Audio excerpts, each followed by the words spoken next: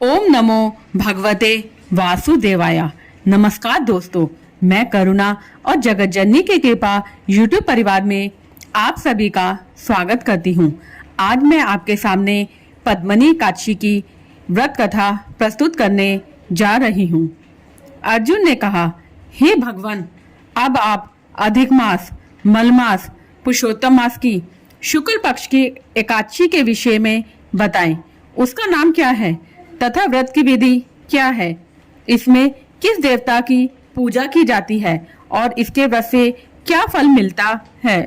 श्री कृष्ण बोले, हे पार्थ, अधिक मास की एकादशी अनेक पुण्यों को देने वाली है। उसका नाम पद्मिनी है। इस एकादशी के व्रत से मनुष्य विष्णु लोक को जाता है। यह अनेक पापों को नष्ट करने वाली तथा मुक्ति और भक्ति प्रदान करने वाली है। इसके फल व गुणों को ध्यान पूर्वक सुनो।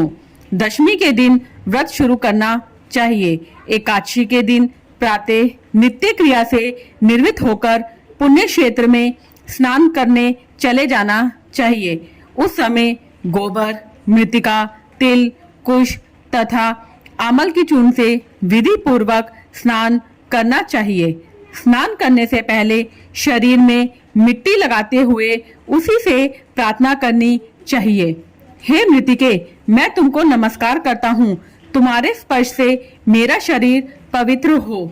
समस्त औषधियों से पैदा हुई और पृथ्वी को पवित्र करने वाली तुम मुझे शुद्ध करो। ब्रह्मा के थूक से पैदा होने वाली तुम मेरे शरीर को छूकर मुझे पवित्र करो। हे शंख चक्र गदाधारी देवों के देव जगन्नाथ, आप मुझे स्नान के लिए आज्ञा दीजिए। इसके उपरांत वरुण मंत्र को जपकर पवित्र तीर्थों के अभाव में उनका स्मरण करते हुए किसी तालाब में स्नान करना चाहिए। स्नान करने के पश्चात स्वच्छ और सुंदर वस्त्र धारण करके संध्या तर्पण करके मंदिर में जाकर भगवान की धूप, दीप, नैवेद्य, पुष्प, केसर आदि से पूजा करनी चाहिए। उसके उपरांत भगवान के सम्मुख नित्य गान आदि करें। भक्त जनों के साथ भगवान के सामने पुराण की कथा सुननी चाहिए। अधिक मास की शुक्ल पक्ष की पद्मिनी एकादशी का व्रत निर्जल करना चाहिए। यदि मनुष्य में निर्जल रहने की शक्ति ना हो तो उसे जलपान या अल्पाहार से व्रत करना चाहिए। रात्रि में जागरण करके नाच और गान करके भगवान का स्मरण करते रहना चाहिए। प्रति पहर मनुष्य को भगवान या महादेव की पूजा करनी चाहिए।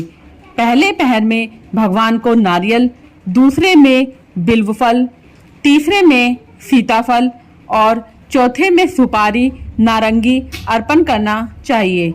इससे पहले पहर में अग्निहोम का, दूसरे पहर में वाजपेय यज्ञ का, तीसरे में अश्वमेघ यज्ञ का और चौथे में राजसूय यज्ञ का फल मिलता है। इस व्रत से बढ़कर संसार में कोई यज्ञ, तप, दान या पुण्य नहीं है। एकादशी का व्रत करने वाले मनुष्य को समस्त तीर्थों और यज्ञों का फल मिल जाता है। इस तरह से सूर्योदय तक जागरण करना चाहिए और स्नान करके ब्राह्मणों को भोजन कराना चाहिए। इस प्रकार जो मनुष्य विधि पूर्वक भगवान की पूजा तथा व्रत करते हैं, उनका जन्म सफल होता है और वे इस लोक में अनेक सुखों को भोगकर अंत में भगवान विष्णु के परम धाम को जाते हैं। हे पार्थ, मैंने तुम्हें एकादशी के व्रत का पूरा विधान बता दिया। अब जो पद्मिनी एकादशी का भक्ति पूर्वक व्रत कर चुके हैं, उनकी कथा कहता हूँ। ध्यान पूर्वक सुनो। यह सुंदर कथा पुलस्त्य जी ने नारद जी से कही थी। एक समय कार्तवीर्य ने रावण को अपने बंदीगृह में बंद कर लिया। उसे मुनि पुलस्त्य जी ने कार्तवीर्य से विनय करके छुड़ाया। इस घटना को सुनकर नारद जी ने पुलस्त्य जी से पूछा, हे महाराज, उस मायावी रावण को जिसने समस्त देवताओं सहित इंद्र को जीत लिया, कार्तवीर्य ने किस प्रकार जीता, सो आप मुझे समझाइए। इस पर पुलस्त्य जी बोले, हे नारद जी, पहले कृतवीर्य नामक एक राजा राज्य करता था। उस राज्य को 100 स्त्रियां थी। उसमें से किसी को भी राज्यभार संभालने वाला योग्य पुत्र नहीं था। तब राजा ने आदर पूर्वक पंडितों को बुलवाया और पुत्र की प्राप्ति के लिए यज्ञ किए, परंतु सब असफल रहे। जिस प्रकार दुखी मनुष्य को भोग नीरस मालूम पड़ता है, उसी प्रकार उसको भी अपना राज्य पुत्र बिना दुख में प्रतीत होता था। अंत में वह तप के द्वारा ही सिद्धियों को प्राप्त जानकर तपस्या करने के लिए वन को चला गया। उसकी स्त्री भी हरिश्चंद्र की पुत्री प्रमदा सब कुछ त्याग कर अपने पति के साथ गंधमादन पर्वत पर चली गई। उस स्थान पर इन लोगों ने 10,000 वर्ष तक तपस्या की, परंतु सिद्धि प्राप्त न हो सकी। राजा के शरीर में केवल हड्डियां रह गई। यह देखकर प्रमदा ने विनय सहित महासती अनसुईया से पूछा, मेरे पतिदेव को तपस्या करते हुए 10,000 वर्ष बीत गए, परंतु अभी तक भगवान प्रसन्न नहीं हुए हैं जिससे मुझे पुत्र प्राप्त हो। इसका क्या कारण है?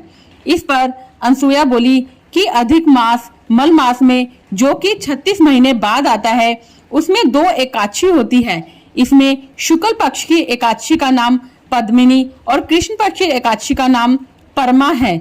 उसके व्रत और जागरण करने से भगवान तुम्हें अवश्य ही पुत्र देंगे। इसके पश्चात अनसुईया जी ने व्रत की विधि बतलाई। रानी ने अनसुईया की बतलाई विधि के अनुसार एकादशी का व्रत और रात्रि में जागरण किया। इससे पहले भगवान विष्णु उस पर बहुत प्रसन्न हुए और वरदान मांगने के लिए कहा। रानी ने कहा, आप यह वरदान मेरे पति को दीजिए।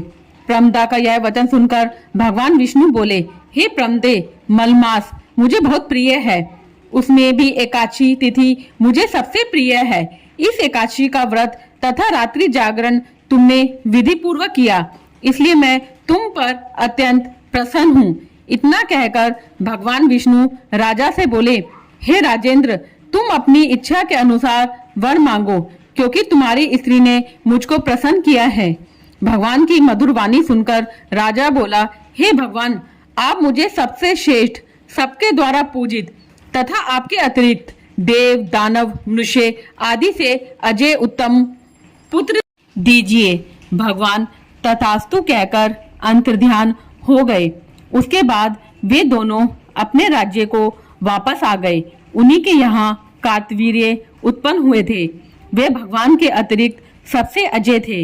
इन्होंने रावण को जीत लिया था। यह सब पद्मिनी के व्रत का प्रभाव था। इतना कहकर पुलस्त्य जी वहां से चले गए।